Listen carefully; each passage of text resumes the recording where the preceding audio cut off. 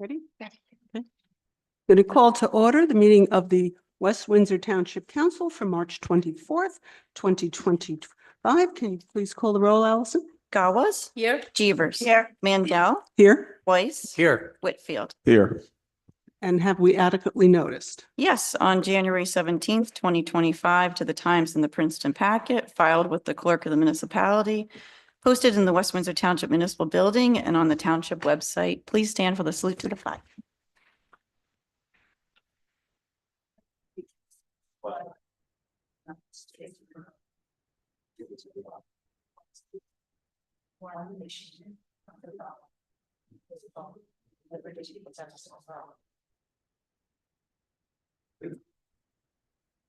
Thank you. And for our first order of business, topic of priority consideration, we have Helen Rankin, who's going to give her Shade Tree Commission briefing to the council. Helen, if you'd like to introduce yourself and give the briefing, please. Thank you. Good evening. I am Helen Rankin, Chair of the West Windsor Shade Tree Commission. Thank you for your time this evening as I summarize three aspects. Can you get in a little better to the microphone? Lady got it, so you have. You have to get in closer to the microphone or it's not going to get recorded. Lift it up a little bit or, yeah. Thank you. Hold on. Yeah. Okay. Yes. Yeah.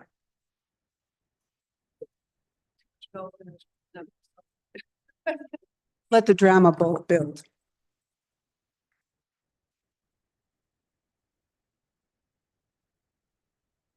Thank you. Is that better? Yeah, Good. a little bit better, sir. Okay, good. Thanks. Okay, great. Thank you. Good evening. I'm Helen Rankin, Chair of the West Windsor Shade Tree Commission. Thank you for your time this evening as I summarize three aspects of the commission, namely our past activities in 2024, activities we are currently planning, and longer term goals that members will be spending efforts in 2025 and 2026. Before I move forward, I would like to acknowledge my fellow commission members and volunteers, Vice Chair Ellen Clancy and Secretary Farrell Mixon, as well as the advisor Mike Shewitt. You may note, according to our enabling language, we currently have 2 vacancies, and we are hopeful that those seats will be filled sooner versus later. What happened in 2024? Well, we spent many hours developing new language into Chapter 170, Trees on Public and Private Property. Specifically, and consistent with state regulations, the revised chapter now includes language on tree replacement requirements for the purpose of stormwater pollution prevention. We started out determined to produce not only the clearest of language, but the best ordinance in the state. I believe we accomplished those 2 goals. And as you know, the revised Chapter 170 became effective in late October of 2024. That work for Chapter 170 also included the development of an application form and a list of trees and plants that are encouraged and discouraged from being planted within the township. In 2024, the township received 7 tree removal permits, only 1 of which was denied. In 2025 thus far, 3 exemptions were processed and 5 tree removal permits have been submitted. Details on those permit applications and exemption requests can be found within the township's engineering department. Additionally, we held our annual Arbor Day celebration and supported the township at its annual Community Day. Commission members completed several courses and seminars to improve our understanding of best management practices for trees and possible blight issues and remediation techniques. In 2025, the commission began to author minutes for each of our meetings. Members take turns in drafting the minutes before the next meeting. This extra effort on the part of the volunteers saves the township that work and ensures that we are effective in approving minutes in a timely manner. Moving into 2025, we are currently planning this year's Arbor Day celebration, which will take place April 26th at the Ron Rogers Arboretum. Again, we are currently holding an art contest for elementary and middle school children. An invitation to the event will be sent to the mayor and council members within the next few days. We thank you for your attendance in the past, and we are hopeful that you will be able to join us again next month. At this year's event, we will also be dedicating the tree that was planted in honor of Mr. Slynn, who was a previous chair of this commission, as well as very active in various community organizations. Additionally, the commission will again participate in the Community Day should such an event be scheduled later this year. Further into 2025, the commission will be discussing and proposing changes to our enabling ordinance to improve upon its language. Two such ideas will be included to require the chair's report to the council on a yearly basis, as I am doing this evening, and to have language regarding the election of an official vice chair. We appreciate the mayor and council are considering for the first time a budgetary line item of approximately $3,000 for the operation of the Shade Tree Commission. Members have been generous with their time as volunteers and have also spent out-of-pocket funds for various required seminars and conferences and various items to support Arbor Day and Community Day. Moving forward, we are hopeful to meet our continuing education units this year with the financial support of the township. Tree City USA is a program that does not need detailed discussion, but to state that we continue to have that title and designation, and the commission is meeting states NJUCF accreditation. It seems that bamboo has become the topic of conversations with a handful of municipalities across the state. Some towns are looking at adopting strict planting ordinances and with steep fines, while other municipalities are looking at more holistic approaches to manage this invasive grass. The West Windsor Shade Tree Commission will study the bamboo issue and will propose language that is both reasonable and enforceable in our town. As Council President Randell recently noted in a Facebook post, our township bamboo is already a discouraged plant, yet perhaps more language is warranted. Finally, and what will take up most of our effort with this year is our work on updating, enhancing the township's community forestry and shade tree master plan. This plan is specifically listed as a responsibility of this commission, and we are dedicated to developing the best plan possible. One aspect that we will be tackling is including specific language on the proper maintenance of street trees by township employees.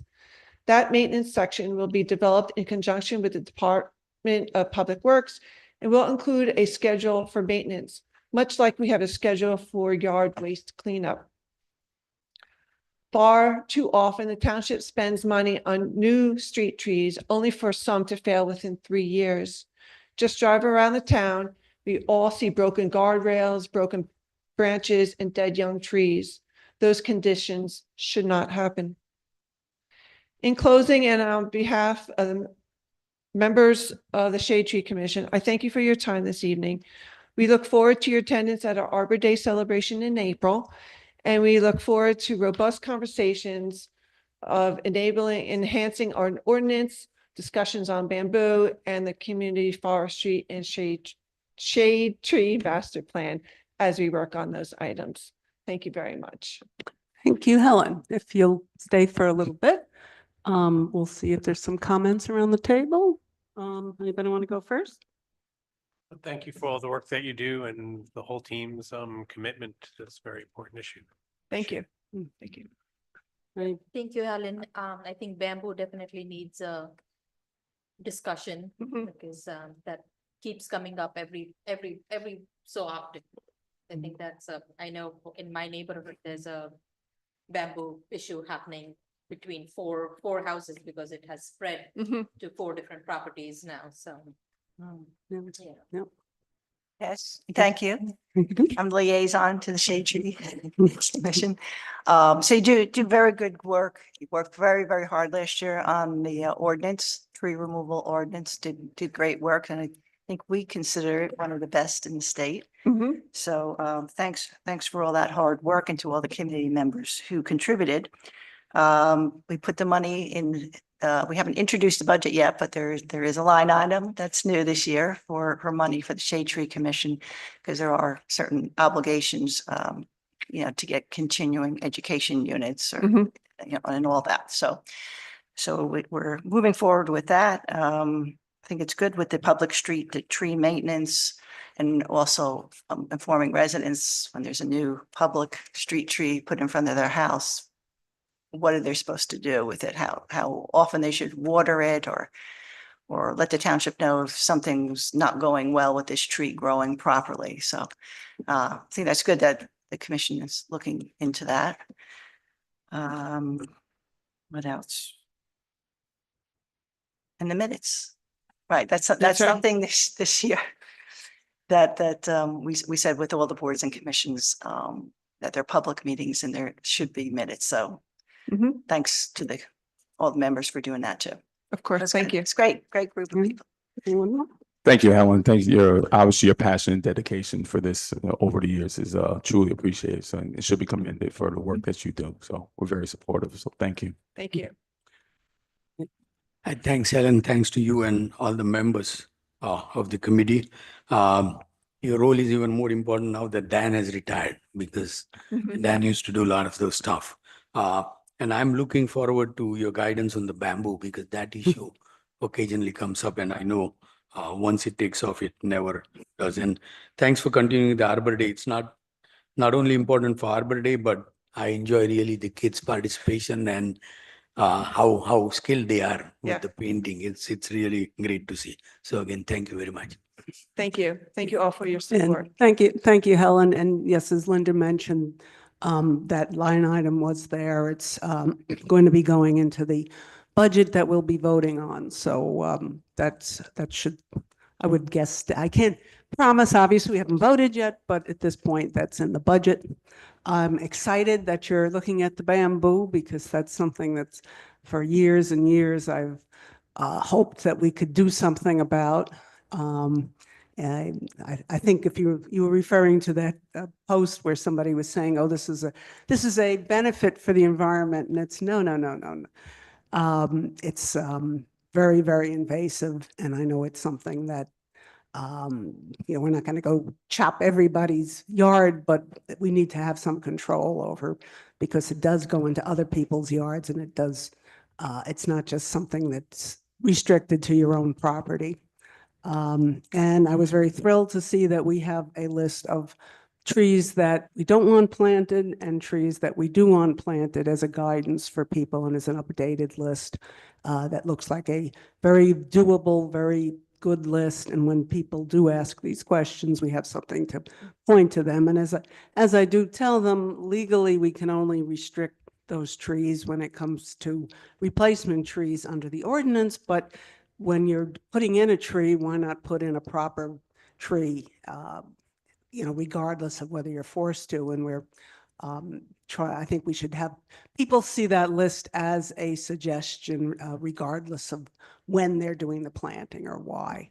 Correct. And the maintenance point, Linda went into detail on that, but having some sort of maintenance on both new and existing trees that is a little bit more laid out and planned, I think it'll be a big benefit to our whole structure of street trees. And so thank you very much for everything you're doing, and I think we all appreciate that. And please thank the whole committee for it. I will. Thank you very much. Thank you. Thanks.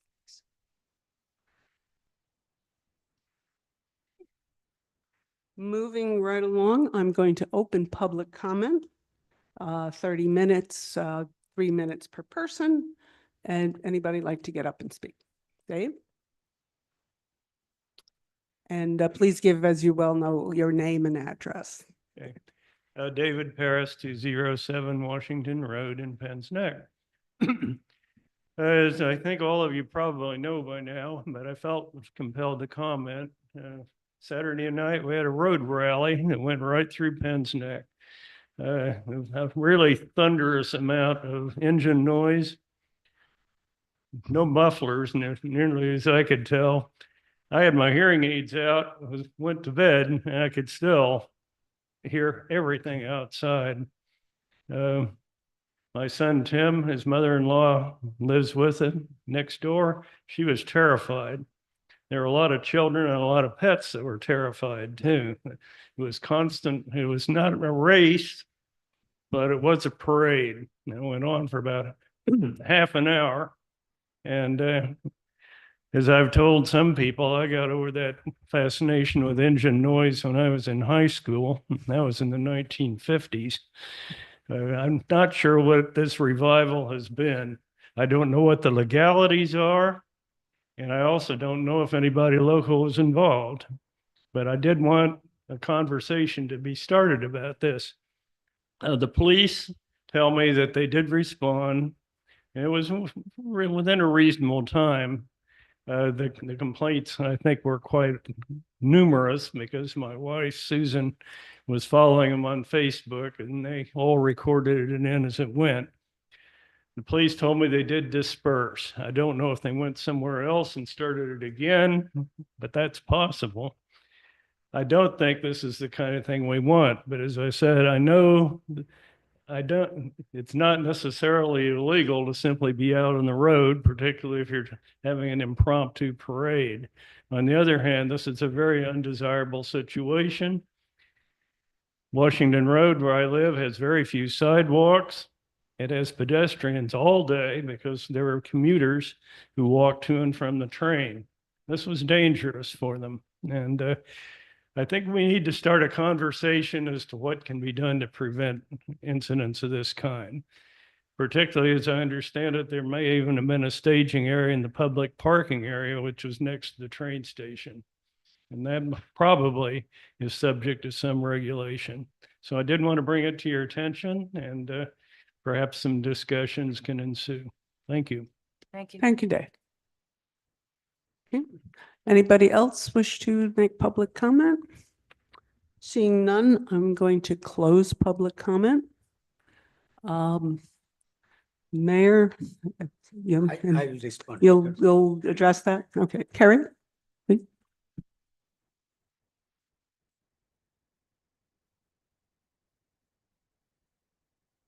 Good evening. We have several updates tonight. The senior center bus is currently, all transportation is currently suspended when we're working to get the bus service back to all of our residents, and we hope to have that very soon. The senior center is also still hosting on Tuesday mornings a AARP free tax service, and appointments are required and to contact the senior center. For the health department, CAT license registration and renewal is due at the end of April. The fee for CAT license is $7 for spayed cats and spayed neutered cats, and $10 for non-spayed, non-neutered cats. Renewal of CAT licenses due by April 30th every year, and information is also on news and notices and the health department page.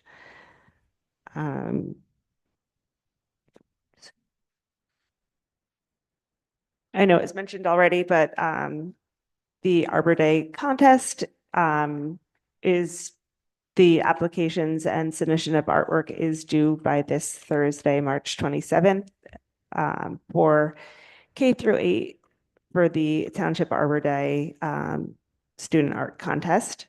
And the theme is What the Trees See, and more information on the website. So if you haven't started it yet, you can get that in by this Thursday. Public Works is in Zone 4 today for brush and leaves. And on Saturday, May 10th, Public Works will be hosting their spring cleanup day.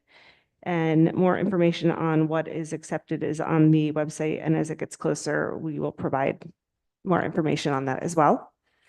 Mercer County Improvement Authority is hosting a document shredding event coming up on Saturday, April 12th from 9 to 12. It is in Trenton at 641 Broad Street in Lot 4, and a maximum of 8 bankers boxes for that is accepted.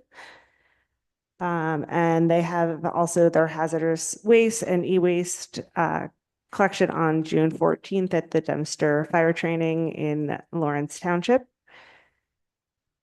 A reminder that annual burglar alarm registrations are due on March 31st, so the end of this month, and you can register with the Police Department Records Division. It is a $25 fee to register your burglar alarms, and failure to register a burglar alarm system annually may result in a late fee and or fine. And you can do that again at the police department and the records division. You can do it in person, or you can mail the information and download the registration form. And that is all of the updates we have right now. Thank you. Mayor? Thanks. Mr. Paris, the people who were doing car racing were from out of West Windsor. They were not West Windsor residents. The police did break it up. They did issue few tickets to the people and drove it out. We are hoping it's only a one-time occurrence and not they don't come. Hopefully, with the tickets, they won't come back next time. So it's not just that they were shooed away. Some people were issued citations. So I did talk to the chief, and the current regulations are sufficient to prevent something like that from happening again. But those kids came from out of town. I mean, we know where they came from, but not from West Windsor. So hopefully that was just one-off. I did talk to the Mercer County Chief of Staff about the library, Mercer County Library. He is going to give me an update. I didn't get a chance to check my email today, but he did assure me that West Windsor Library will be done before. There are two other libraries in this year's budget, I think Lawrenceville and something else. He did assure me that ours will be taken care of first because it's leaking. We continue to press the county for early voting, and Andrea has been helping me and going to meetings. Their commissioners meeting is coming up again this Thursday. We may go.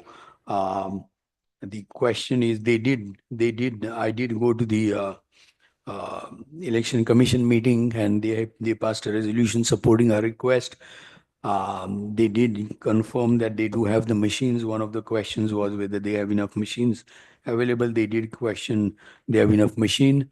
The question is, the state pays county for only 7 voting locations, and we are willing to work with the county to try to get more money out of the state. But if the state doesn't give, then county has to make the hard decisions what to do. But the discrimination against West Windsor has to stop. I mean, West Windsor has more registered voters than both East Windsor and Princeton.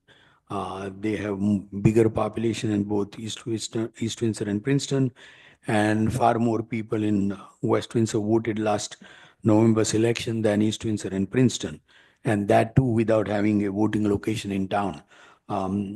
Potentially, if we had early voting location in town, those numbers would have been even bigger. And I didn't write down, but I do have numbers of how many West Windsor people went to East Windsor and voted, and how many went to Princeton and voted. So there's no reason for the county not to provide us an early voting location. And they have to figure out how they will do that. So we will continue pushing and use every means necessary to end this discrimination, but we will have a voting location this November. And lastly, the fair share housing show continues. We did have a mediation session with the Fair Share Housing Center. Just to refresh the memory, our number was 392. They came up with a number of 489. In the mediation session, they agreed to reduce it to 480 without challenging any of the sites that we had taken out of our plan. So we did ask them how did they come up with the number, and they didn't have the answer how they come up with that number. We strongly suspect they are doing reallocation, which means they are taking some of the units that are not being built by other towns and assigning it to West Windsor. And we do, I mean, the judges have, the retired judges have indicated that that's not allowed by the by the legislation passed, A4 legislation passed. So we do have a session tomorrow with Judge Jacobson. Um, After the session, she will make a recommendation to the judge who will finally rule, Judge Lavi. So we will see how the session goes tomorrow. The league has been very helpful. The league has been, there are roughly about 158 towns who have challenged the DCA number. The league is holding twice a week sessions. I believe there's one tomorrow, so Tuesday and Thursday or Tuesday and Friday, so that we can learn from each other's experience. But different judges have indicated different things, and some towns have only fair share housing center challenging, some towns have the builders challenging, and we believe the builders shouldn't have any say in this matter because they haven't followed the law. But again, I mean, it's entirely up to the judge how they rule. I mean, builders shouldn't be shouldn't be even allowed to attend the hearing, since the law clearly required that they have to, if they disagree with our law, they have to provide a number and a justification for their number, and they have clearly not done that. So we will see how the session goes and how Judge Jacobson rules, and then decide what our next action is. I mean, the sad reality is this is practically of less value, since when we come up with our plan in June, it will be a different number and the whole charade starts again. In the meantime, you will see there's $100,000 allocation for affordable housing related legal expenses. So that's sad reality in New Jersey, that you waste money on lawsuits rather than providing affordable housing. And I will comment on website. There's a website discussion in the agenda, so I'll wait till that comes up to provide my comments. So thank you very much. Just ask a clarifying question. I heard you say that they provided no justification of the new number and they didn't challenge our allocations at all? The builders didn't challenge our allocations. The builder's position is the DCA number holds for every town. Yeah, well, that's not. Right, that's nonsense, but that's their yeah. But position. fair share housing. Fair share housing center we kept asking, how do you come with 480 number, right? See, we have challenged on two fronts. One is equalized assessments are wrong because they use two different years for two different numbers. Right. The judge seemed very interested, and then the mediator or the person appointed by judge seemed very interested. We did explain to her what the mistake is. And the Fair Share Housing Center to date has not told us how they come up with that number, 480 number. We think it's because of the reallocation from other towns. Trying to figure out how to bring the total number up. Total number up, but But- reallocation is As not you out. said, it's not in the legislation. Yeah, it's not in the legislation. It's not, we shouldn't be But- responsible for other people's affordable. And the way they're doing it, from the way I understand it, is they're not giving it to everybody, just whoever said, hey, there was a problem with my numbers.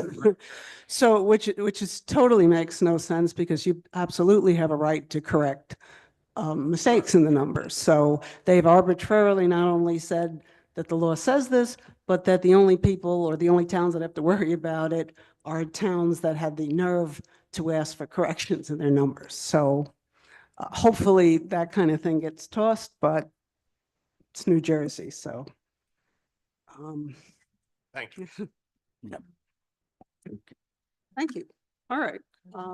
Administration's done. We'll move on to council member comments. Martin, would you like to go first? Quick comments. I just want to say, everybody, welcome to spring. Obviously, spring is in the air, but with that comes the walkers, joggers, bikers, and as we know in our community, we have so many of those. So I just want everyone to be very careful and cognizant as drivers, looking out for the kids, looking out for those who walk and biking throughout our community, and the same thing with those who are avid walkers and bikers. Do the same. Just wanted to thank everyone from the township departments who made budget presentations, requested considerations from council regarding the department budgets at our budget session meetings earlier this month. I know it takes a lot of work to go through that, and go through everything for the benefit of the residents. So I just want to take time to thank our township, our administration, and all the department heads for their presentations. Thank you. Thank you, Martin. Linda? Yeah, good. And talking about people who are out there on the road, when there's stop signs, you got to stop. I've seen so many people that have turned this into some sort of option in their head. They're not even giving the appearance of slowing down. They're just going right through. Matter of fact, they go faster because Have you guys seen this too? Yeah. Sometimes? they go Well, faster because they want everyone's to beat you shaking out. their head. Yeah. So please, just stop at the stop sign. Be aware. There's children, there's adults, there's people on bikes, and we don't want to see anybody get hurt. So I enjoyed last week. I was with the West Windsor Little League President Heather Sanchetti and some of the younger softball players. Last Thursday, Priyanka Kaul, and she's graduated high school South, and she's now attending Harvard University.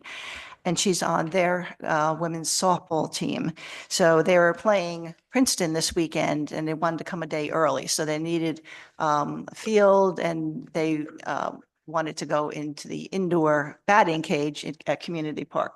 So the Little League, allowed them to do that. And some of the younger softball players got to meet them, and they signed some balls and some programs and pictures for the kids. So they enjoyed that very much. And that's it. Sonia? Well, I'll just add with spring, with what Martin said, like we have people out and about now. Spring track season has started and the high school students do practice on the roads. They do run, so please be careful. Stop signs, stop for the buses. When the buses have blinking stop signs, I've seen people not do that. No turn on red means no turn on red, so please do stop. I've been honked many times.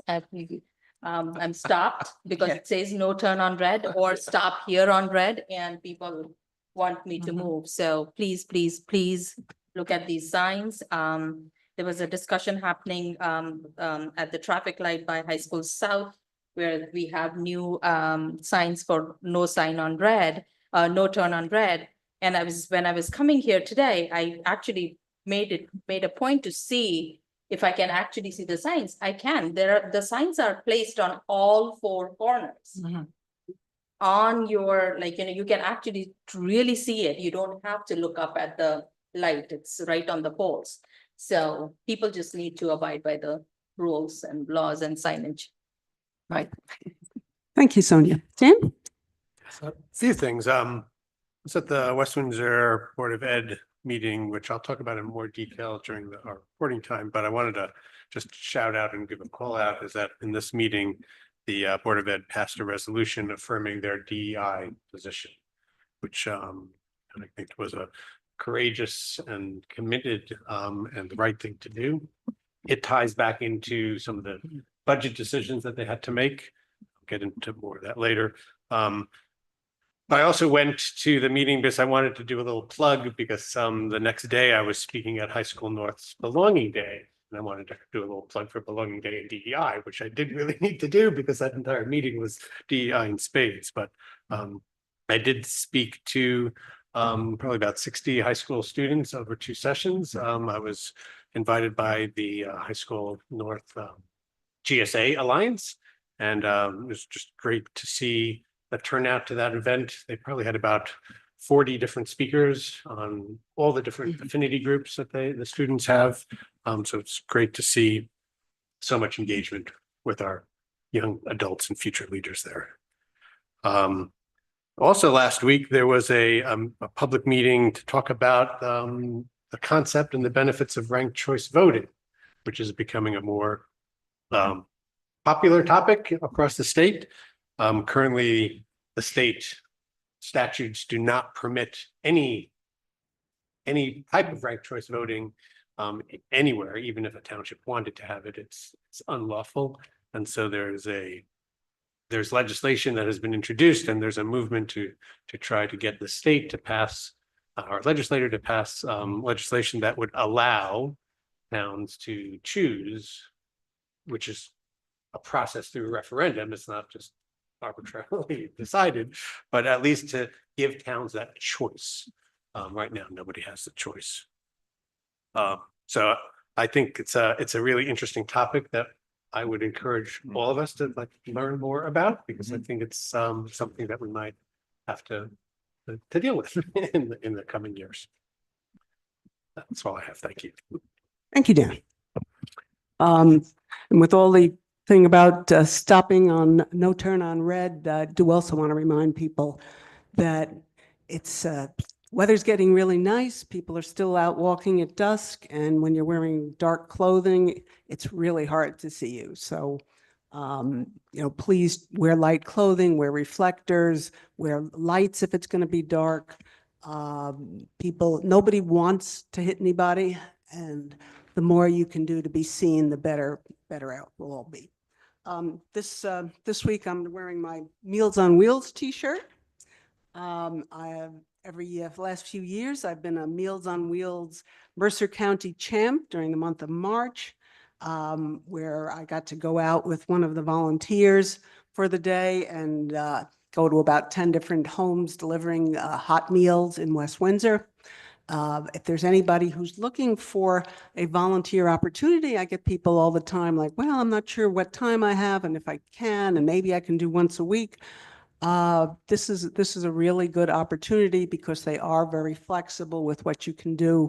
And it's really wonderful to see. Sometimes these people, the only person they see pretty much all week are the Meals on Wheels deliverers. So the amount of happiness that you get from the clients that are helped is really very, very worthwhile. So if you do have some of that little extra time, this is a very worthy organization. This past few weeks, I did go to science fairs at Dutch Neck School and Village School. I've also met with several robotics teams in and out of the fairs. This is one of my favorite things to do, to see how our students in our district come up with original ideas and want to learn science. And I think that's indicative of our district, of our families here, and everything we can do to encourage this love of science and this interest in science, regardless of what career the kids might want to take eventually, is very positive. There's also been some Holly events, including the Dancing in the Dark at the West Windsor Arts Center. Sonia and I were there. So I want to thank Shivani for organizing that. I think that was a lot of fun. And lastly on that, there was a senior center birthday club that Hamanda Gupta has organized at the senior center. Both Hamant and I were there. It was a lot of fun. I got to wear a birthday hat. Yeah, I was a little embarrassed, but it's a monthly event, so you come whether or not it's your birthday. I think you sign up for it. It's a few dollars, and so if you're a senior and you're interested, go to the senior center and ask to sign up for that. It's open to all seniors. We've completed our 3 budget work sessions over the last few weeks. If you've missed them, they are on YouTube, right, Allison? That's correct. That's 1, 2, and 3 are 1, 2, and 3 on YouTube. If you want to get yourself ready, the introduction is going to be coming, I guess, at the next meeting. Yep. And then there will be the hearing on it in May. So if you want to know, you can get the numbers and the budget numbers and the sheets and stuff online, but if you want to see the discussion and listen to our staff talk about why we need these various capital and operational improvements and keeping the lights on and regular things that we spend money on, I'd suggest that you go on and look through some of our YouTube presentations and you'll learn something. I want to thank the Bicycle and Pedestrian Alliance for having Dan Benson speak from the county on road and safety improvements on county roads, and speaking on the county and adding to what Hamant was saying. Back in February, our council unanimously passed a resolution asking for West Windsor to have voting equity with the rest of the county by having an early voting location in town. We've presented there, Vermont did a good job at the Board of Education, I'm sorry, at the Board of Elections. They agree. There seems to be general agreement that this is the right thing to do. Robbinsville passed a resolution agreeing that the place in West Windsor would be good for them because they don't have a location either. Allison's been doing yeoman work here, you know, talking to the people at the county. Everybody agrees that this is what should happen. The people, and during the last election, a lot of people were disappointed, confused because we did not have a place even close to here. And between Robbinsville and us, we're probably, I forget how many people in Robbinsville, but we're probably over 45,000 between the two towns. That there's an entire area where there's really a voting desert when it comes to early voting, if you look at a map. So I really hope that this happens, and we're going to do everything in our power to make this fair. Now it's going to be up to the county, but anything anybody can do as far as writing letters or emails or calling the commissioners, that would be appreciated too. Okay. Thank you, Allison. I have two announcements. Okay, be on the lookout for the annual Memorial Day Parade participation form. This form will be on the website April 1st, and the parade is scheduled for May 26th. So more information will follow. We're asking anyone that would like to participate to fill out the form. It will be available in the clerk's office or online. Please return it in person, email by May 16th. Second announcement is candidates for mayor and township council this year. The municipal election petitions for the mayor and 2 township council seats will be available starting April 1st. Anyone interested is to email me, Allison Sheehan, the township clerk, at asheehan@westwindsortwp.com, or in person or by phone, 609-799-2400. I'm an extension 225. All this information will also be posted on the website and sent in a blast at the end of this week. I'm asking for information such as your full name as you want on the ballot, home address, email address, and telephone number. So any other information, please contact me. Let's see. And that's going to be on the e-blast by the end of the week, right? Yes, planning for Friday. Yep. Okay. And then April 1st, they will be available to be requested by me. Okay. Okay. Thank you, Allison. Public hearing? Okay, 2025-02, an ordinance to amend and supplement Chapter 168, Traffic and Parking of the revised general ordinances of the Township of West Windsor to add Chapter 168-20.1, Scheduled No Parking Zones. Okay, I'm going to open the public hearing. Is there anybody who wishes to speak on 2025-02? No, seeing none, I'm going to ask for a motion to close the public hearing. Salute. Second. We have a roll call? Gawes, Yes. Cheevers, Yes. Weiss, Yes. Whitfield, Yes. Mandel. Yes. And now can I have a motion to adopt 2025-02? So moved. Second. Gawes, Yes. Cheevers, Yes. Weiss, Yes. Whitfield, Yes. Mandel. Yes. Thank you. Moving on to the consent agenda. Agenda, bills and claims. Please. Okay. Does anybody wish to pull anything? No? Can I get a motion to approve? So moved. Second. Second? Roll. Whitfield, Yes. Mandel. Yes. Okay, and recommendations from administration and council clerk? 2025-R081, authorizing the refund of health insurance payments. 2025-R082, authorizing the mayor and clerk to execute a shared services agreement with West Windsor Plainsboro School District for educational and governmental programming for the township media channels and streaming services for the period January 1, 2025 through December 31st, 2027, for a total not to exceed $108,188.20. 2025-R083, authorizing the chief financial officer to increase the professional services contract for the law offices of Mueller and Bailey PC for affordable housing legal fees, $100,000. 2025-R084, authorizing the mayor and clerk to execute an easement modification agreement for 24 Millbrook Drive. 2025-R085, granting reservation of additional sewer capacity for the Princeton University project known as Baseball Ballpark PB 24-08 at the Lake Campus.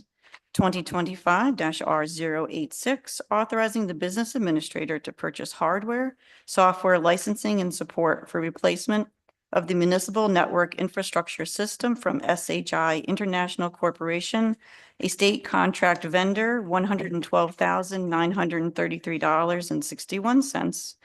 2025-R087, authorizing the business administrator to purchase HP toner from SHI International Corporation, a state contract vendor, $14,000.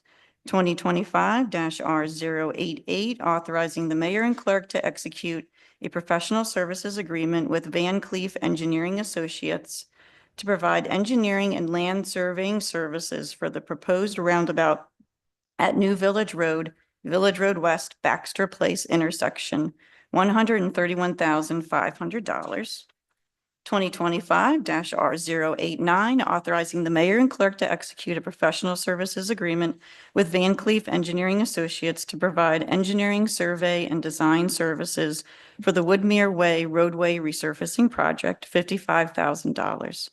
2025-R090, authorizing the mayor and clerk to execute a professional services agreement with Van Cleef Engineering Associates to provide engineering, survey, and design services for the project known as Canal Point Boulevard retaining wall repair, $15,944. 2025-R091, authorizing the mayor and clerk to execute change order number 1 with Earl Asphalt, Inc. for an increase of $389,101.65 for the Southfield Road and South Post Road Sewer Capacity Improvement Project for a revised total amount not to exceed $5,113,047.43. 2025-R092, authorizing the mayor and clerk to execute change order number 1 and final with Instituform Technologies, Inc., formerly Standard Pipe Services, for a decrease of $75,657.50 for the DNR Canal Interceptor 48-inch diameter sewer spot repairs and manhole rehabilitation project for a revised total amount not to exceed $787,242.50. 2025-R093, authorizing the mayor and clerk to execute a professional services agreement with U.S. Athletic Fields, Inc. for the project known as Street Tree Removal and Stump Grinding, Winter 2025, $26,280. 2025-R094, authorizing the mayor and clerk to execute a professional services agreement with Protective Paving LLC for the project known as FY 2023 Park Grant Trail Resurfacing at West Windsor Community Park, $231,274.27. 2025-R095, authorizing the mayor and clerk to execute a professional services agreement with Center State Engineering for construction, administration, and observation services for the project known as Trail Resurfacing at West Windsor Community Park, $9,500. 2025-R096, authorizing the business administrator to purchase replacement of network firewall equipment for the police division from StarNet Solutions, Inc., $17,090. 2024-R097, authorizing the business administrator to purchase the replacement of domain controllers servers for the police division from StarNet Solutions, Inc., $29,640. 2025-R098, authorizing the mayor to execute a use and hold harmless agreement with Hamilton Township for use of the Hamilton Police Range as an alternative training location for the West Windsor Police Division. 2025-R099, authorizing second quarter 2025 emergency temporary appropriations, which requires a 2/3 vote of the full membership of the governing body for $15,171,163.75. Does anybody wish to pull anything? No. Allison, one of these does require 4 votes. Correct. So should we take that out just as a, just to be sure? I would Wanna do a suggest, yeah, separate let's vote? take Sure. that and just to go to 2025 R098, and then we can vote on that separately. Okay? So we'll do a motion to approve 2025-R081 through 2025-R098. Can I have a motion? Salute, Second, please. Second. Second. Roll call, please. Gawas? yes. Chevers? Yes. Weiss? Yes. Whitfield? Yes. Mandel? Yes.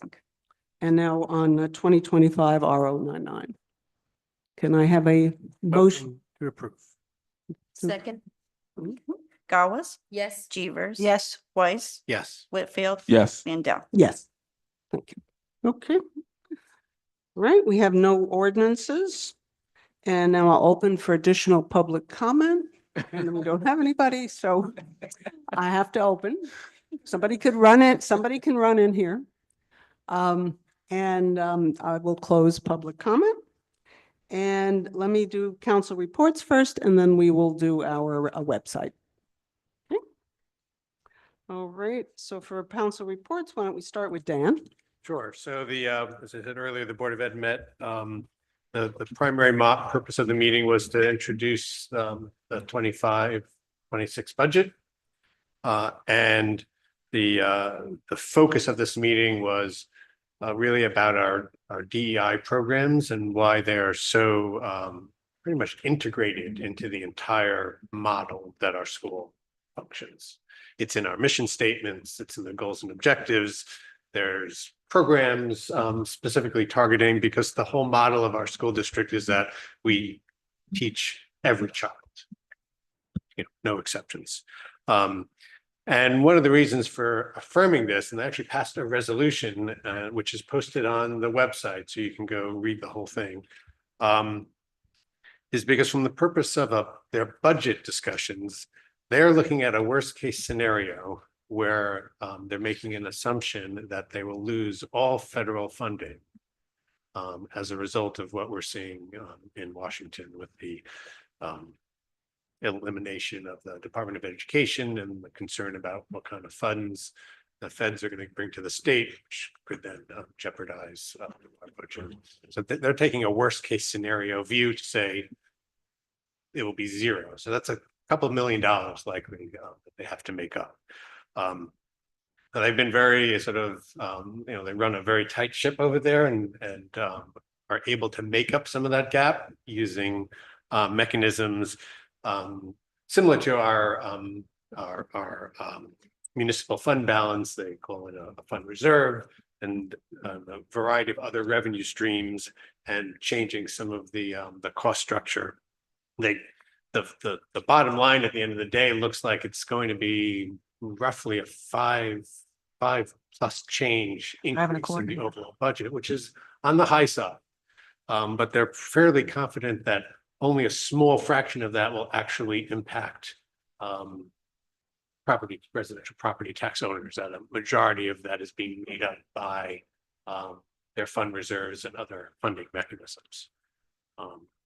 They won't know what that exact number is until much further in the process, when they know exactly the number of students and the allocation between Plainsboro and West Windsor. But I felt that it was really important to issue this resolution because it goes hand in hand to the decisions that they're making to maintain the integrity of our education system here. Something that and I can't speak for everybody else, but I fully support, and I think it's the right thing to do. And yeah, one question. Sure. The township cannot recognize revenue unless it is guaranteed. So they should know whether they are going to get the money or not get the money before the budget is approved. Is that true? The money from the Fed?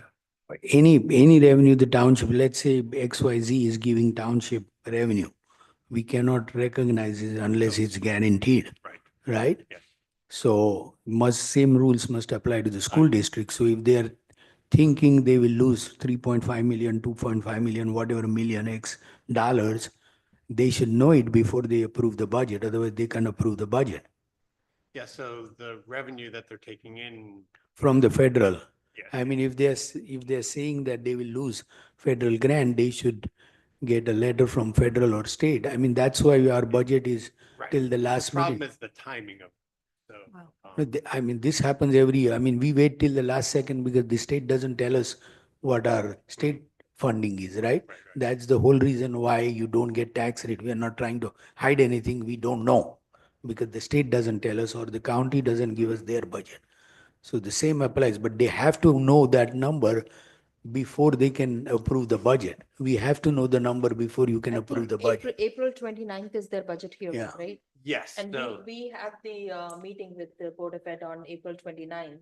Yeah, but So, that yeah, that but day that's the- usually they vote on the budget. The budget is done by That's then. the hearing. It's just Hearing day too. So right. So I the mean, question is, do they know for sure by that have they date? received a letter from the federal or the state that they are losing X grant? that's a I good mean, question. So I don't know if they've actually. yeah, been that's why I exposed asked to you the- because next Yeah. meeting you can ask that That's a question. good question to ask. Yeah, whether it's been that's exposed or not. exactly why I asked you that My question. understanding is that they're making the assumption that they're not getting it, so they're planning in worst case scenario.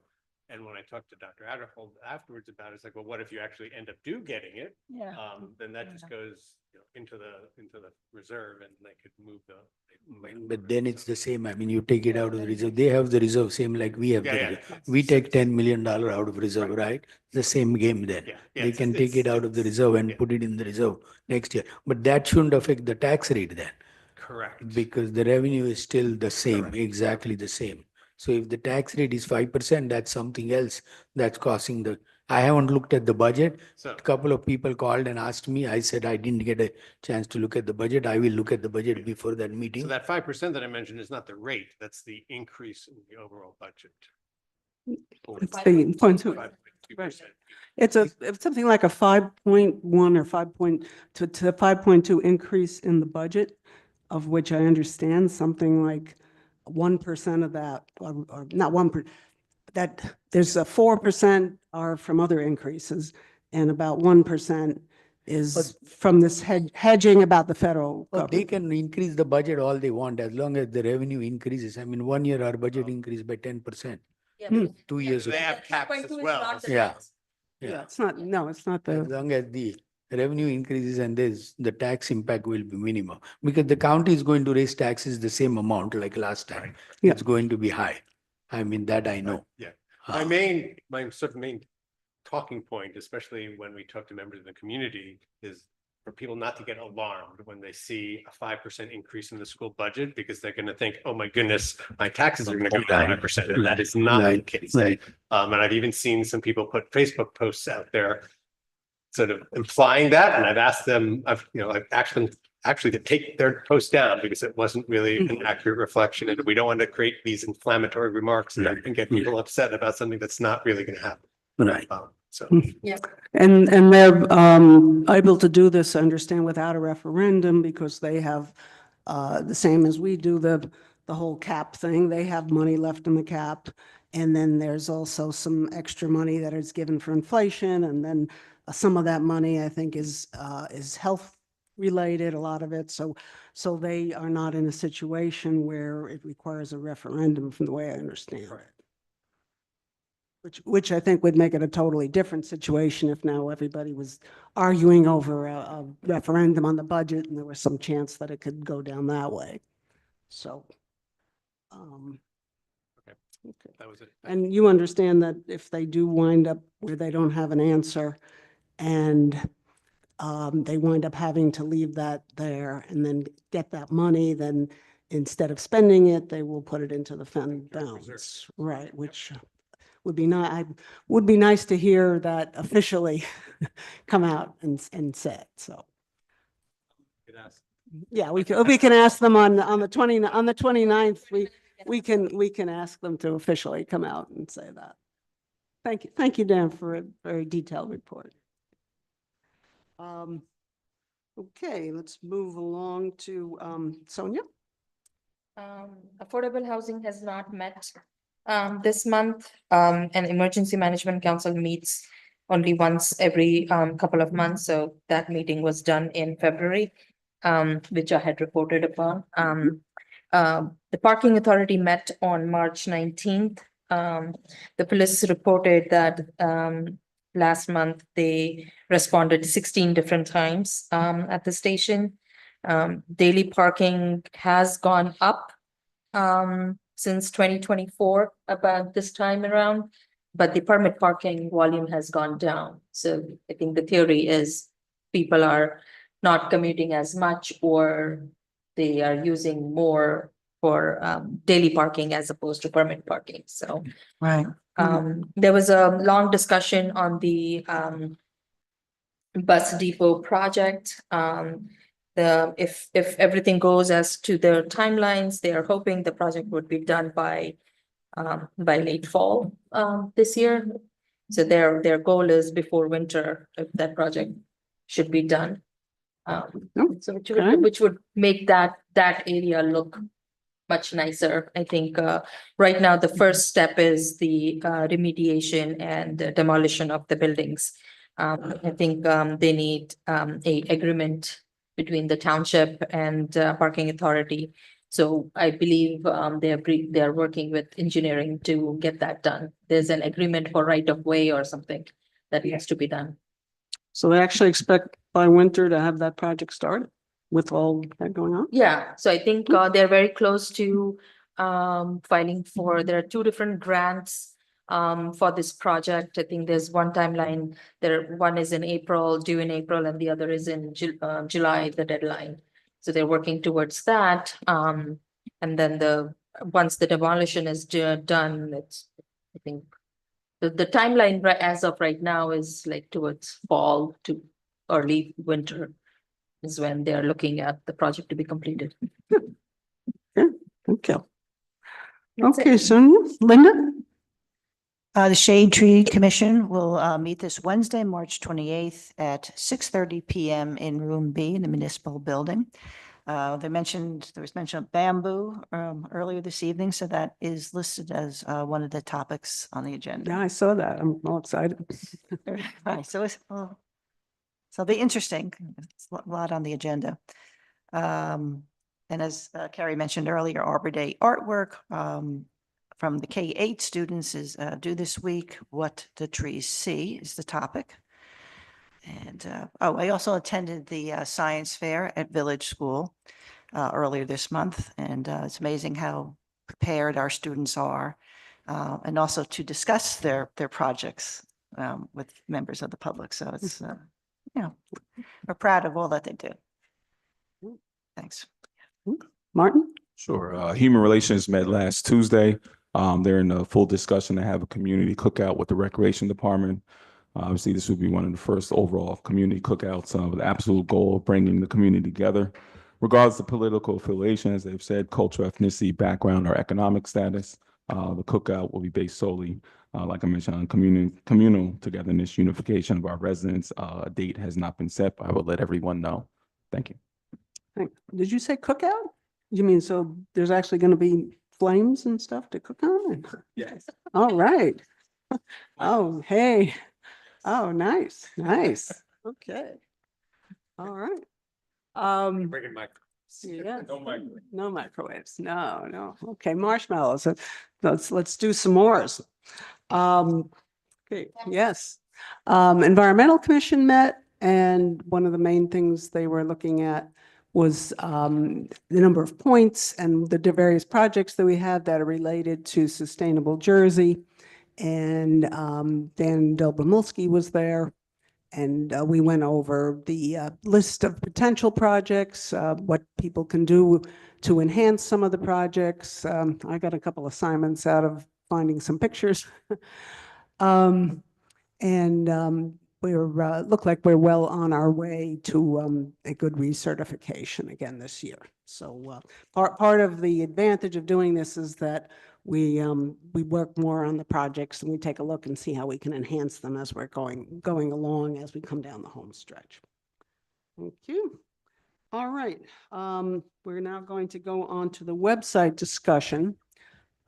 So before the council starts with our discussion, I was hoping to get a little background on why we're doing the website and also a little bit about what's been done so far, and then we'll get into some of the council suggestions.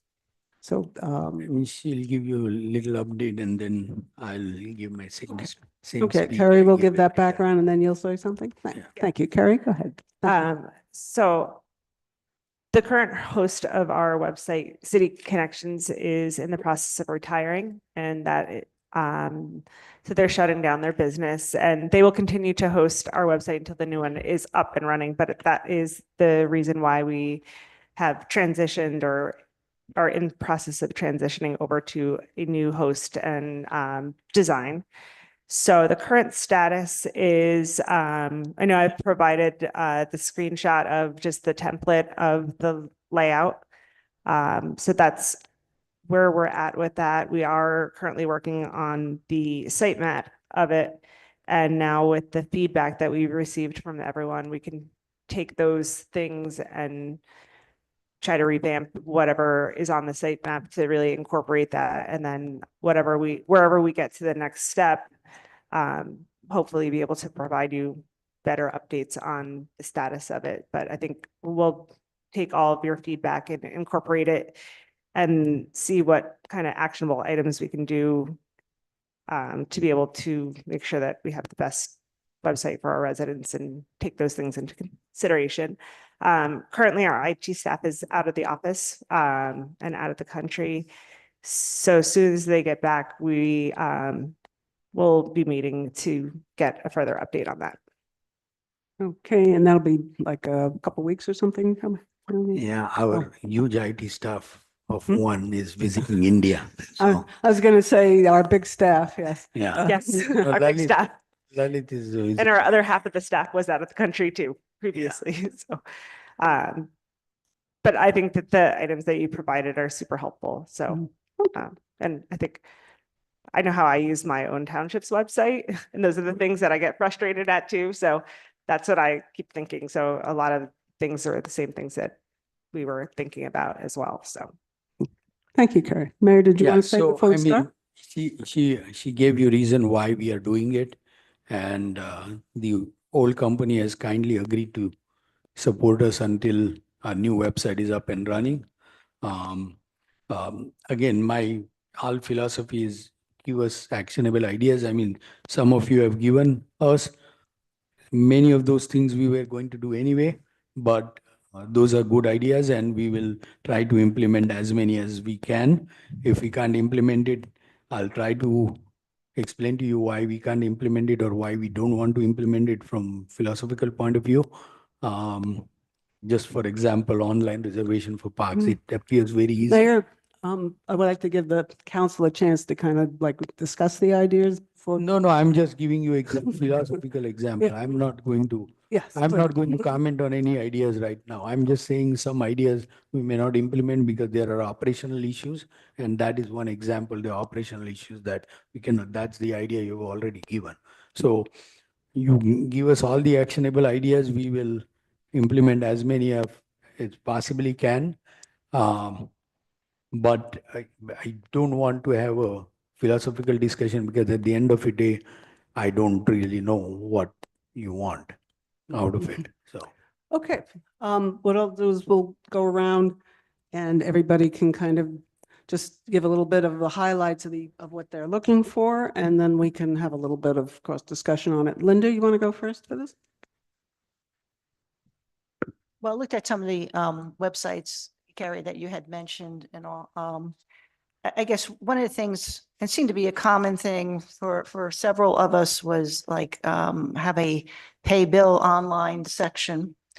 So it's clear, like where they should go. You know, maybe it's online, you know, it's online section and then it's like, or taxes or permits, whatever it is.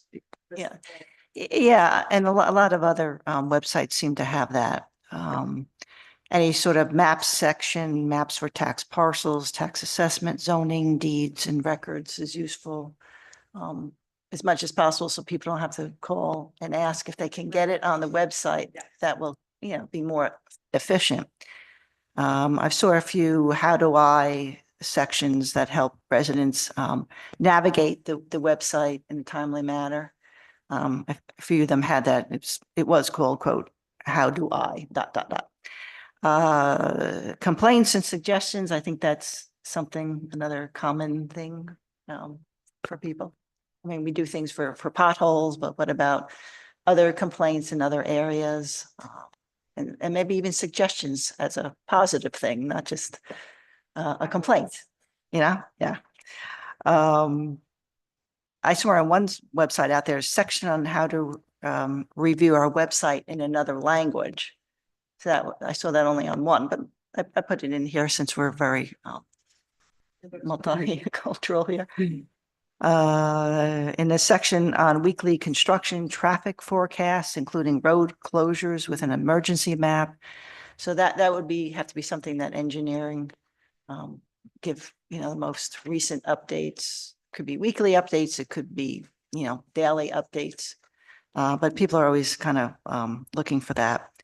And just a visual appeal on the front page. There's an awful lot of information that's there, and it's just a lot of news notices and all. So maybe put all that in one section as opposed to, like, you know, a long list like this. It's a lot. Police department, I mean, they have their whole department too. Linda?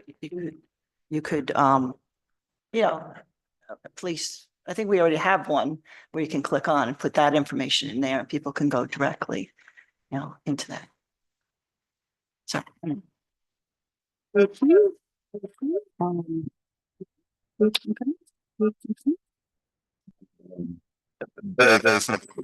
simple for me.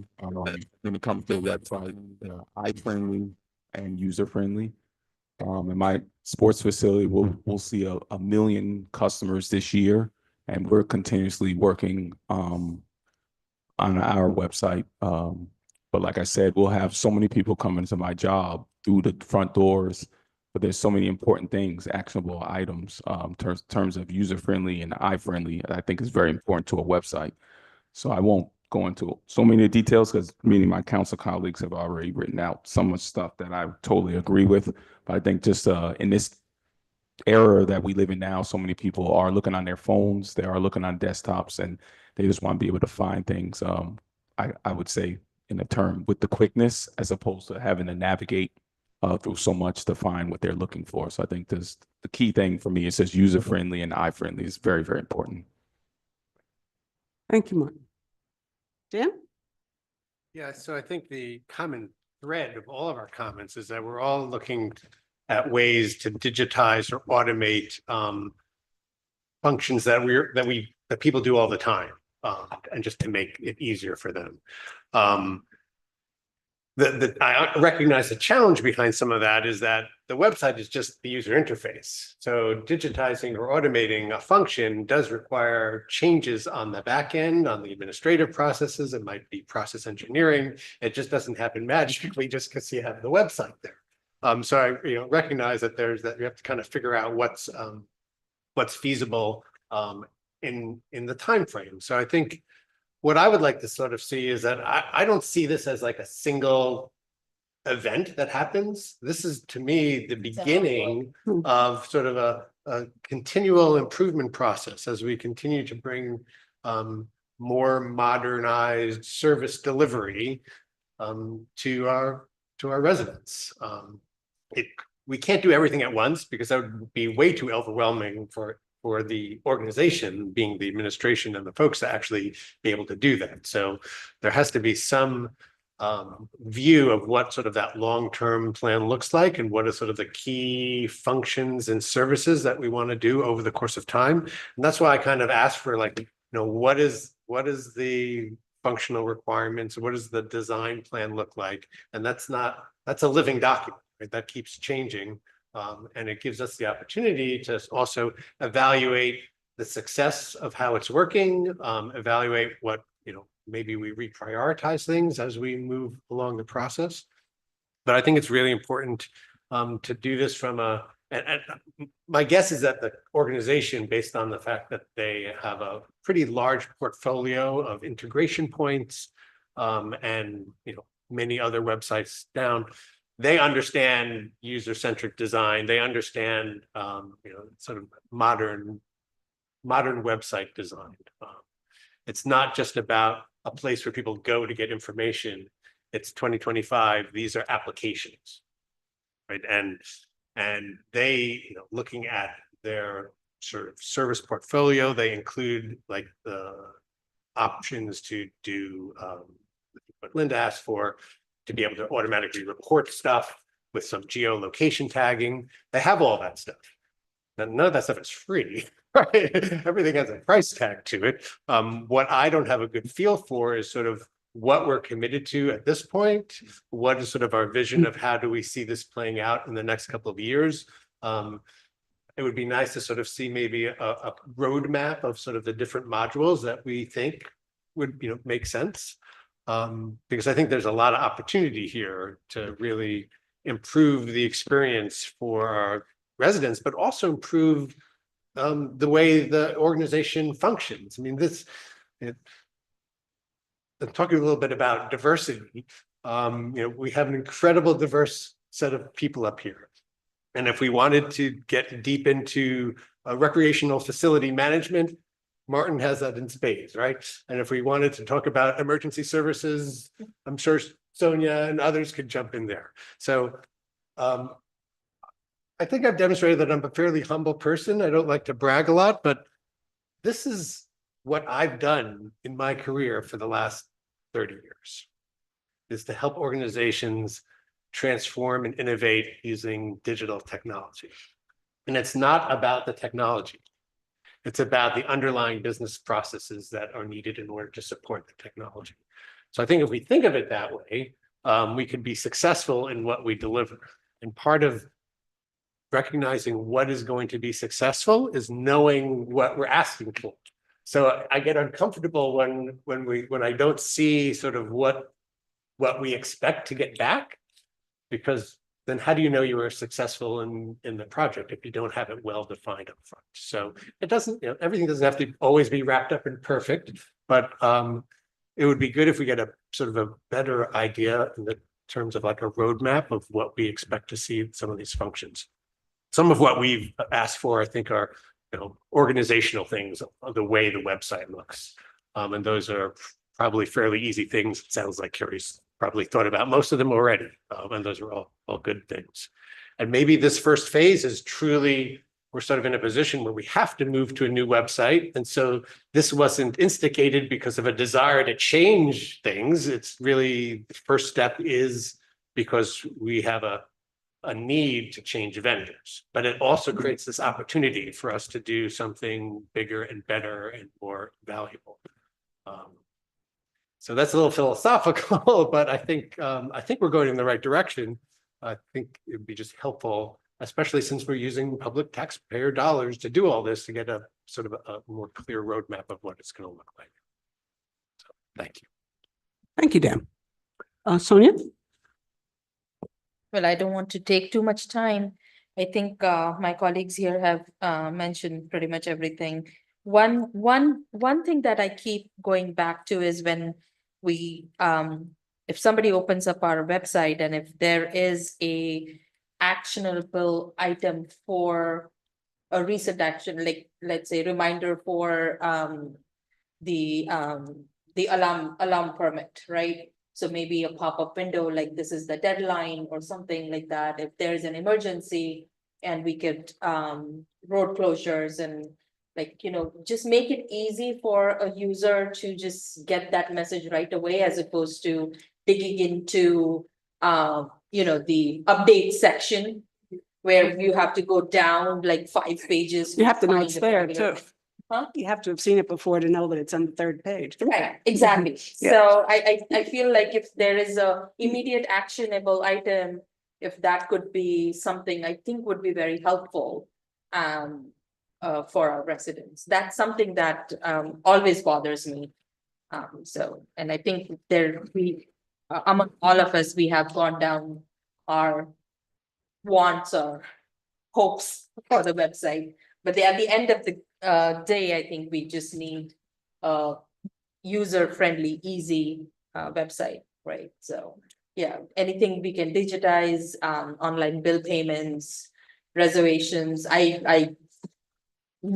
think parks reservations probably is going to be difficult, but if we can make it a little more easier, as opposed to people the only way right now is calling the department to see if those dates are available, or even if we can have a calendar that shows what days are available for booking. If not online reservation, at least the availability portion, things like that. Or even something saying that we rent the parks and which sites are rentable, which we don't actually have right now. Yeah, to start with, yeah. Westminster parks Mhm. are available for rent. People only think Yeah. about Mercer County Park, but Mm. we do have a few parks in our town that you can rent. The pavilions and Mm. other, Parks and Rec could use that income.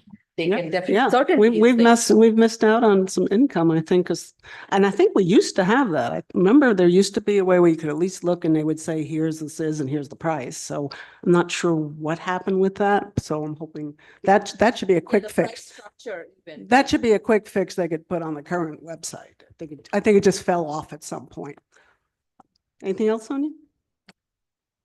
Like one of the wants that I have is like, if we could have a mayor's corner, council's corner, maybe some sort of thing that we can rotate and have some of our messaging and to our residents, or could be, and then that could also go out to our residents as newsletter. I agree with a bunch of stuff here. One thing I do want to put in here, and it's not directly with the website, is I think we really should have a town app. Most people want to use their phones. And one of the things is, say you're reporting a pothole, somebody being able to stop, take a picture of a pothole that's even got a geo address on it, send it in right away, and know exactly where it is and what it looks like. You really need to do that on a mobile app. And I think there's a lot that can be done on a mobile app directly, rather than having somebody go to a website and then try to fill it in these tiny little things. So that's separate, but when we're designing the website, we should think about, if we have an app, how is that going to fit in? I think there's two different things in this website. One is communicating to the town, and that would be reporting your potholes, saying that there's some issue at a particular corner, report, and all the different kinds of reporting, even paying your bills. And that's you communicating into the town, and that's one direction. And I think there needs to be a central way to do that, and a very standardized, so that when you're reporting to one place, you're not told to send an email with a description, and another one, you're filling out a form, something else you're filling out somewhere. And from what I've seen, looking at the show, at the New Jersey League show, various pieces of software that are around there are ways you can standardize to some way that it becomes one of these 2-click processes. It takes you 2 clicks to get to where you have to go. And then where you are, there's a fairly standard form. You don't have to know what department does it. You don't have to know why. You don't have to know the name. You don't have to write the entire council and copy the whole council because you want a sign fixed on a road somewhere. You send it to a manager, who then sends it to the right place. And that can be automated in various ways down the road. And then it gets acted on, and then there's some provision to tell the person that made the request what the status is at any point. Send them a status that we've gotten it, send them a status that we're working on it, and then send them a status that we've taken care of it. And that could probably get automated as we go along. And I think as Dan had mentioned, it's actually a whole system. It's not just a website. It's basically buying the system that gives you that power. Because right now, there is a lot of steps, I think, for things that are Getting a Right. plugin that we can. plug Right. in. Yeah, there are apps So, actually that do that yeah. already, Andrea. Yeah, I know. Right? I've talked to these That's guys and Right. I've had So- people dying to give me demos of it, but, Right, so. so there are ways that we could become much more efficient. Now, I know there's the issue of, that doesn't give us any more people in DPW to take care of it, but it gets it into the queue. And as part of that, you can even assign a triage or assign which thing is more important. Obviously, if a sinkhole opens up, that's a lot different than if there's a little pothole on a cul-de-sac. So you can even have this put in something or other, so it gives people an idea of which thing to work on first, and it becomes part of your system. So, and that's the communication that way, and that's kind of one basic type of communication, which is, we're calling them complaints, but it's essentially maintaining the system. And then the other thing is getting information out. I want to go and I want to know if there's going to be a council meeting and where do I have to go for that? If I could go to the calendar, but now I have to look through the calendar and find it, or is there an easy way? So we need a better calendar system, and we need a better system of informing people. Like That's why Sonia was mentioning about. Downloadable. Right, event something- scanner or Like something like when you. And sign it up put for in a subscription. notification. It's something that either notifies you, or if you want, it'll put it onto your Google Calendar or whatever. And then the other piece of information that I think people are interested in is the real-time, it's coming to a council meeting every 2 or 3 weeks and saying what zone somebody's in and where they might be in 2 weeks is okay, but it's not super helpful. There should be some form of, somebody goes on there, puts their address, sees exactly not only what zone they're in, but when it's expected, and in real time, where are they? And that would be something that would have to be calculated. And there are several things that, I mean, right now, if I order a sandwich on DoorDash, I can follow the DoorDash driver. I don't think we have to get into that level. But somebody should have an idea, is this happening in my neighborhood this week? And even, hey, maybe it's tomorrow. I better get out there and throw those leaves out there. And there's 5 or 6 things in the town that you really want to know. Is the waste not being picked up tomorrow? When's the leaf pickups? There's maybe 5 or 6 things you could probably find that would need that kind of ability where somebody could go and check on that. I really want some kind of a township newsletter, but that's more a matter, I mean, you could put that on anything. You could put that on the back of they still make milk cartons. And real-time road construction information so that somebody could look at a map and see where is the construction today in West Windsor and what's going to block them off and what time they should try to avoid it. And that could probably be just some sort of an interactive map. It could be based on various current map systems. And instead of having all these different little nixel out this, and somebody says this road and somebody says that, and maybe tomorrow, because I think we've found a number of times when the roads were blocked, we weren't really sure if it was blocked one way, 2 way. So something that's in a real time that does that. And I know that we've made this really, really extensive here between all of us.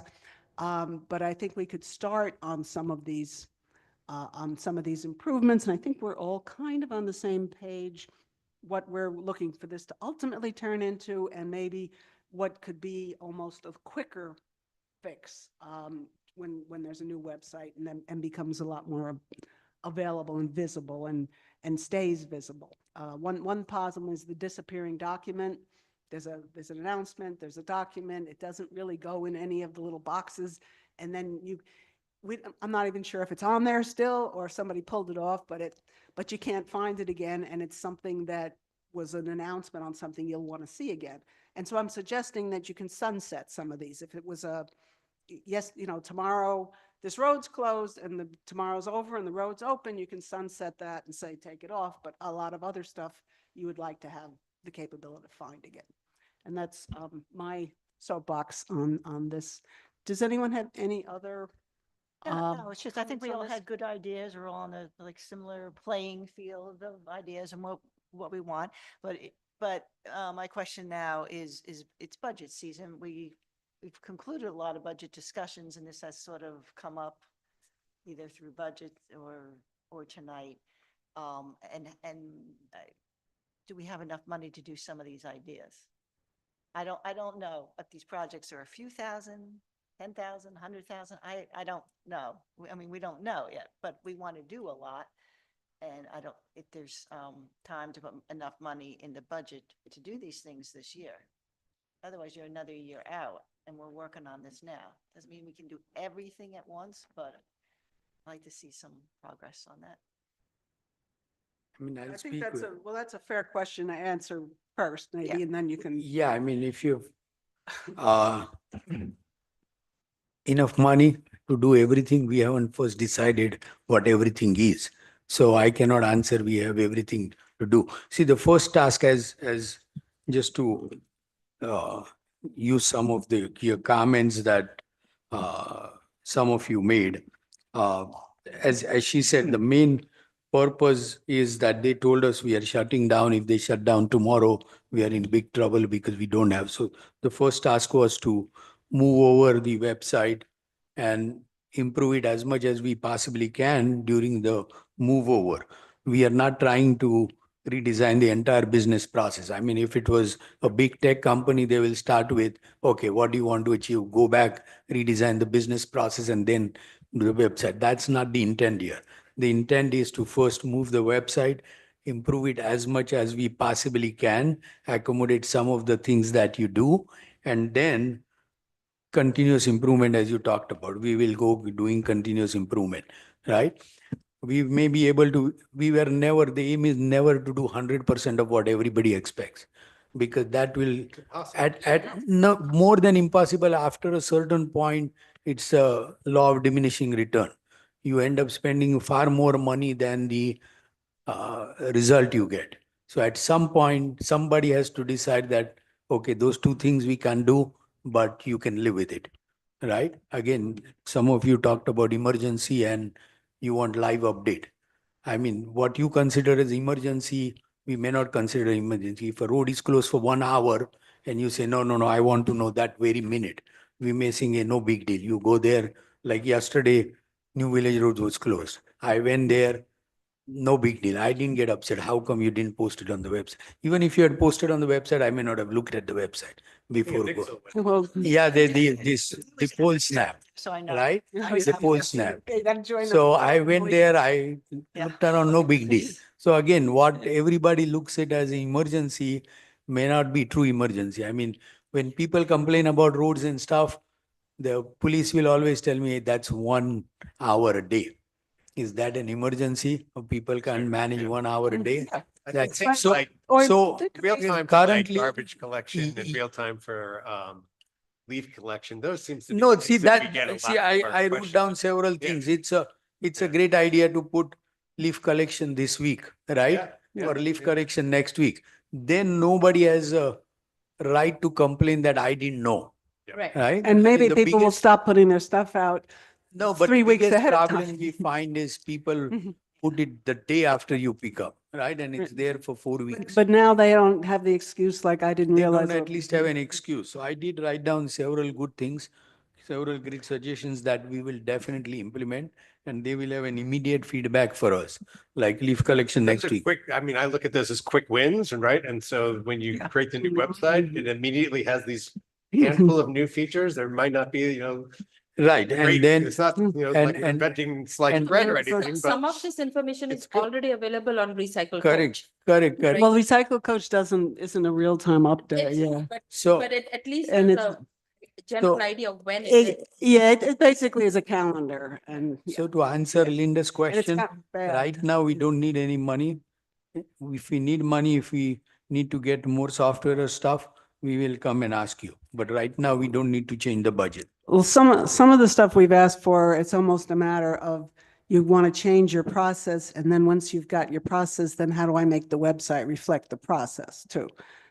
You can't, you can't change the website and then expect the process. You find out how the process can work, the back end, and then you create something so that people can easily use a new back end. So that's a little more futuristic. Yeah, and that may be one of the continuous improvement. Once we have the website up and running, we may say this works it better this way.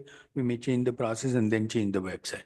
That will happen. And that could lead to more efficiencies overall Yeah. at some point in the next So, level of stuff. so but- I mean, again, but- my request and suggestion is pass the suggestions like that, like leave pickup next week. Great suggestion. We will make sure that it's not currently on our website, right? You may not get minute to minute that your truck is coming in 30 minutes, that you're not. I don't going to think they get. need that No, kind of no, level, yeah. I'm telling you right now, Yeah. you won't get it. I mean, because I that- know it's technically that- possible, but it's not worth it. No, but that's, FedEx does that. FedEx I can know, I afford to told do you, that. my sandwich come, well, Fe- I usually get a whole dinner, but still. Right, the minute you, the I can track the package, guy Yeah. when he's gonna take the But- picture in front of but my house. you know? that's the example of law of diminishing return. I mean, that additional investment is not worth, in my opinion. That So we that we understand, won't do. But, there's even down to the week level of, yes, I know it's gonna be. this Yeah, and yeah, this, yeah. because it's- Fun. Because so- it's, it's a delay thing. Again, I mean, you can continue sending suggestions. It's not like you send one, you may come across something tomorrow, you say, hey, I missed that, right? We're not sending there's no cutoff. I mean, you can continue sending suggestions. We'll continue. When Lalit comes back, we'll restart the process, and she will keep continuing to update you. And we will go as along. And 2 months from now, you can schedule another session to discussion based on where we are, and we will go from there. could you comment a little bit on the nature of the contract we have with them? Is it basically this conversion and then a maintenance mode, or is there an additional opportunity for them to introduce new features or functions? I can, there is, it's a design, and then, I think in 3 or 4 years is another redesign that they can roll out as well, but it's continuing to be able to grow the website as well. So it's not just a design and then they're out. Got it. They're support us and any of the apps or their CMS, they will support all of that. But For- I mean, if we wanted to add something, obviously there's. It's more, price. you're right, but there are certain things that are included, but we want to make sure that we get all of the information that's currently on our website and then make sure it's working and doesn't have dead links or, Yep. Yeah. yeah, And and is user never friendly, so portable it's from that one- 1 click or 2 clicks to be able to what zone are we in or, because that's what I'm looking at on my website. Oh, I have twice a year leaf pickup, so I want to know what month is it again? And I don't want to have to go 7 pages in to find it. So Right, that's, yeah. I'm with Yeah, you. on the No, with moment me? you are third click, you lose. you Yeah, lose the then I'm user. already onto another website. Yeah, so- the view is that you shouldn't have to know where to look to find something. If you Right. have to figure out where to look, then you've already lost the game. And Agreed. the more we can keep some of the stuff consistent, so somebody doesn't have to do it one way for one, the more it's, becomes automatic how to reach us and how to do things for us. Because right now, I mean, we have people who just assume that you have to write the whole council and the mayor if you have a problem with your garbage pickup or something. And that's, it's because somebody's frustrated, obviously, and yet it winds up taking a lot of time. And by the time it gets to the right place, so, anything that can help that would be good. It shouldn't be a huge learning curve for the residents. It should be something that if I had to go there for the first time, I could figure out how to use it. And the next time, 6 months later, if I need something else, I've already learned. So. Agreed. yeah. Yeah, I think the ideas of like, this is basically a ticketing system that Andrea is talking about. That also has a whole back end of tracking and And that's maintenance and it can't- close out the yeah, you ticket, can- informing the person. That's a major undertaking. That's like the next step. It could be used as a very simple, okay, it's one form and it goes to a real person and that person knows where to send it. And that's the That's simple way. just- yeah, But eventually can go into something But- where it's a little bit but better. those- Yeah, I mean, those modules exist. yeah. Pre-baked, and they actually would be beneficial likely for the administration because it streamlines the ability to respond, it streamlines the ability for them to see the status. And So it it's gives actually them- not just the residents, but it also helps. Yeah, it gives the teams. ability to prioritize and Keep track of stuff. eventually you kind of even figure out if it's say DPW, how much time each thing takes and Right. you can kind of, Well, then and you can do kind of reporting schedule and yeah, so details. We eventually get that X number of becomes, yeah. Tickets and this helps you justify budget and, I mean, Yeah, it's so it's it's, a but good it, model to put in. but place. it can sort of start from a simpler way and then, there's two ways. One, put that system in, then do the site. And the other one is let's have a simple way for people from the residents' point of view. It's like the old Horn and Hardart. I don't know if you've ever heard of where it was supposed to be an automated, it was from back in the early 1900s. You put money in the machine and there was a meal there and Yeah, you took it out. nickel or dime. But the back end of it was like 100 people working and stuffing Yeah. the meals into the box, whereas now, so you can still do that, but then eventually you would look for a better system on the Challenge is back end. that you need 100 people. Yeah. Like, so if you make it really easy for people to report stuff and they start Yeah. reporting stuff, then Yeah. now you've created a problem. Because now you don't have the processes and the staff to actually support that. But most people are going to if it's something bad, people will report it, and you don't want it to take a lot of people's time. So what's the next step? Is there like a launch or are you coming back to us with I think more discussion? we just got the feedback so we'll have to meet Hmm. when IT gets back and then we'll probably have a better update on Yeah. that. So And what's your practical, I mean, you've got somebody retiring here. So I know they told you kind of they'll work with you, but what's the practical date where you really have to Yeah, is there a report it target date? over? not a target date as of yet. I think the feedback first and then we'll have a real timeline with revise the That's new good. So you company. have some So flexibility. Okay. I would say sooner, but I think- know when you first mentioned this, we heard 6 months and it's probably close to that now at this point. So, well, they only went into effect, I think, for January 1st. So we're, oh, okay. We had But- been told like earlier that it was happening and we thought, but I so- mean, sooner than later, but I think getting that feedback and then once IT gets back, we can meet again and see where we're at with them as well. okay. And if you wanted to bounce, you don't have to wait for a meeting. You can, there's always sending emails out to the whole council and on any thoughts and stuff like that. Okay, thank you much. Does anyone else have anything to say before we adjourn? No? Thank you, everybody, for all the feedback. Thank you for listening. And at this point, any other administration updates? Mayor? No, nothing. Allison, do you have anything? No other No, updates. there's no closed session. So if nobody has any objection, can I get a motion to adjourn? So So moved. moved. Oh, Second, all in favor? Aye. Okay, we are adjourned. Thank you.